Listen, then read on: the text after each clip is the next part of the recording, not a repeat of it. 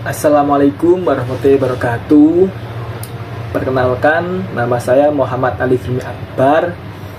Saya mau menyampaikan materi untuk tugas saya dari mata kuliah Psikologi Islam.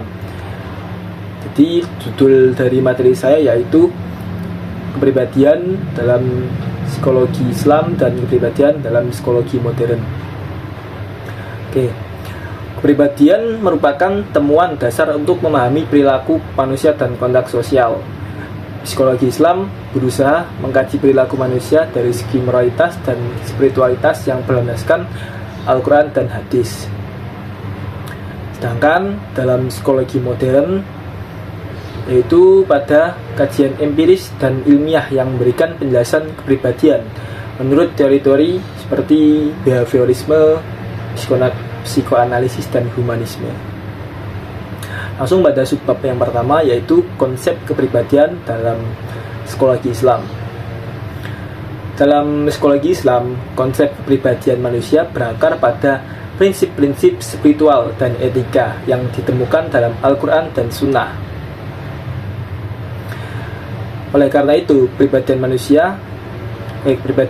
dalam Islam tidak hanya menyentuh aspek psikologis tetapi juga spiritual, di mana keseimbangan antara keduanya sangat penting. Di sini ada poin-poin dari konsep kepribadian psikologi Islam. Yang pertama yaitu an-nafs atau jiwa. An-nafs dalam Islam merujuk pada jiwa atau aspek dalam diri manusia yang terdiri dari berbagai tingkatan. Nah, tingkatan an-nafs sendiri ada 3, yaitu an-nafs al-ammarah, yaitu jiwa yang cenderung mendorong pada keburukan atau kejahatan, yang mana an-nafs al-ammarah menunjukkan dorongan hawa nafsu yang belum terkendali. Yang kedua yaitu an-nafs al-lawamah, yaitu jiwa yang sering menyesali kesalahan, menunjukkan adanya kesadaran diri dan keinginan untuk memperbaiki diri. Dan yang ketiga yaitu an-nafs al-mutmainnah, yaitu jiwa yang tenang, menunjukkan kedekatan dengan Allah dan kedamaian batin. Lalu konsep yang kedua yaitu qalb atau hati. Hati memiliki peran penting dalam psikologi Islam sebagai pusat dari nilai-nilai, niat, dan kesadaran moral seorang. Nah, yang ketiga yaitu roh. Roh yaitu esensi yang diberikan Allah kepada manusia yang membedakannya dari makhluk lain. Roh menciptakan kesadaran spiritual yang mendalam dalam diri manusia dan membuatnya bertanggung jawab atas tindakannya. Yang keempat yaitu akal atau akal. Akal dalam Islam adalah kemampuan berpikir dan bernalar yang diberikan Allah untuk membedakan antara yang baik dan buruk. Lalu yang kelima yaitu fitrah. Setiap manusia diciptakan dengan keadaan fitrah atau sifat bawaan yang cenderung kepada kebenaran dan kebaikan. Fitrah ini memungkinkan manusia untuk mengenal Allah dan menerima nilai-nilai moral. Dan yang terakhir atau yang keenam yaitu tazkiyatun nafas. Tazkiyatun nafas atau penyucian jiwa adalah proses yang sangat dianjurkan dalam Islam untuk mencapai kesempurnaan pribadi. Ini mencakup usaha untuk membersihkan diri, memperbaiki akhlak, dan mendekatkan diri kepada Allah melalui ibadah dan perilaku positif. Nah, jadi dari 6 poin tadi yaitu adalah merupakan konsep dari kepribadian manusia dalam psikologi Islam.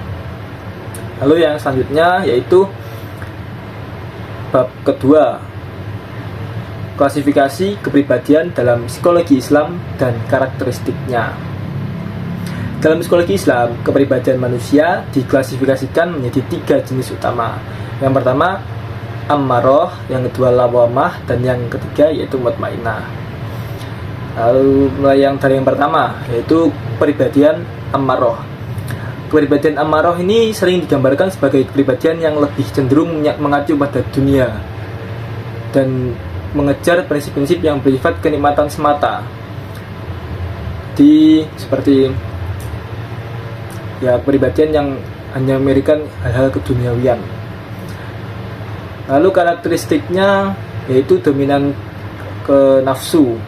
Kepribadian ini dominan oleh dorongan hawa nafsu, membuat individu melakukan perbuatan-perbuatan yang tidak baik dan tercela. Lalu ada tidak memperhatikan agama. Jadi seorang yang memiliki kepribadian ini jarang mempertimbangkan aturan-aturan agama dan lebih peduli dengan kepuasan pribadi tanpa memperhatikan dampak negatif yang timbul. Lalu yang kedua yaitu kepribadian lawamah. Kepribadian lawamah yaitu kepribadian yang telah mendapatkan cahaya kalbu, yang kemudian bangkit untuk memperbaiki kebimbangan antara dua hal. Jadi kayak lebih baik dari amarah tadi. Karakteristiknya yaitu rasional dan realistis.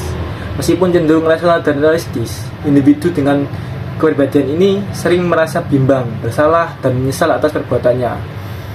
Lalu karakteristik yang kedua, perubahan perilaku. Mereka berusaha untuk menjauhi larangan-larangan Allah dan melakukan kebaikan meskipun kadang-kadang masih tergelincir dalam perbuatan yang dilarang. Kemudian mereka mencela perbuatannya dan bertaubat. Di kepribadian ini lebih ke kesadaran manusianya itu sendiri, masih mempertimbangkan sebab akibatnya. Dan yang ketiga yaitu kepribadian mutmainnah. Kepribadian mutmainnah yaitu kepribadian yang telah mendapat kesempurnaan nur kalbu dalam dirinya, sehingga dapat meninggalkan sifat-sifat yang tidak baik. Karakteristiknya yaitu tenang dan ikhlas. Jadi orang yang memiliki kepribadian ini lebih bisa menjalani kehidupan ini dengan rasa tenang, ikhlas, dan menyerahkan semua urusan kepada Allah. Lalu setelah kepribadian mutmainnah, dengan demikian klasifikasi kepribadian dalam psikologi Islam hanya 3 itu. Yang pertama yaitu ammaroh, yang kedua lawamah, dan yang ketiga mutmainnah. Lalu yang ketiga atau subbab yang ketiga atau terakhir yaitu persamaan dan perbedaan kepribadian dalam psikologi Islam dan kepribadian dalam psikologi modern. Dari persamaannya dulu, yaitu di tujuan utama keduanya itu baik dalam psikologi Islam dan psikologi modern memiliki tujuan yang sama, yaitu memahami dan menjelaskan kompleksitas kepribadian manusia. Keduanya berusaha mengidentifikasi pola-pola perilaku, pikiran, dan emosi yang khas pada setiap manusia. Yang kedua yaitu pengakuan dan diversitas. Baik psikologi Islam ataupun psikologi modern mengakui bahwa manusia memiliki beragam jenis kepribadian. Tidak ada satu pola kepribadian yang cocok untuk semua orang. Pada intinya mereka keduanya menganggap bahwa setiap manusia itu pasti berbeda-beda kepribadiannya.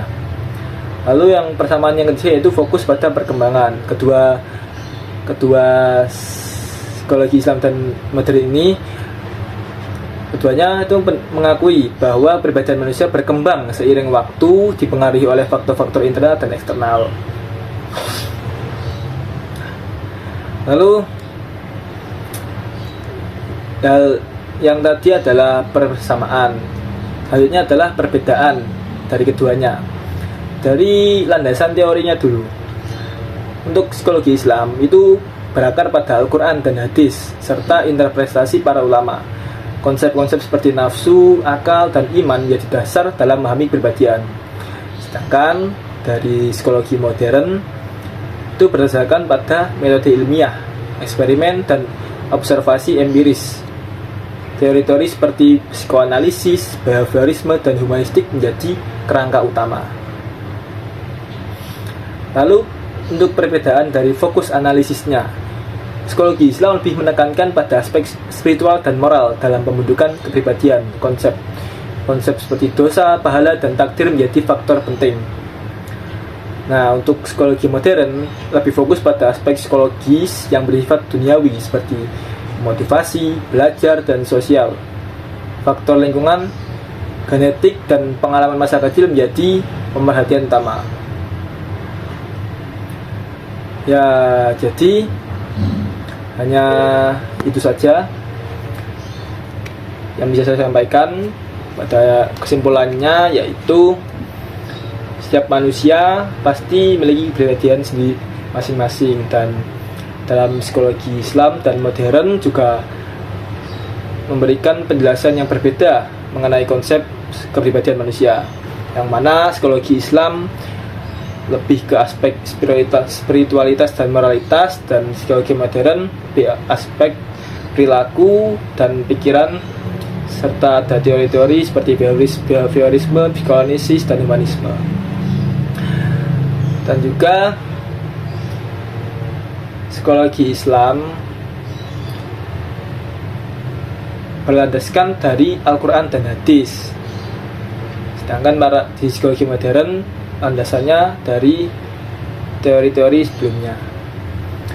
Sudah cukup sekian pembahasan untuk materi ini. Assalamualaikum warahmatullahi wabarakatuh.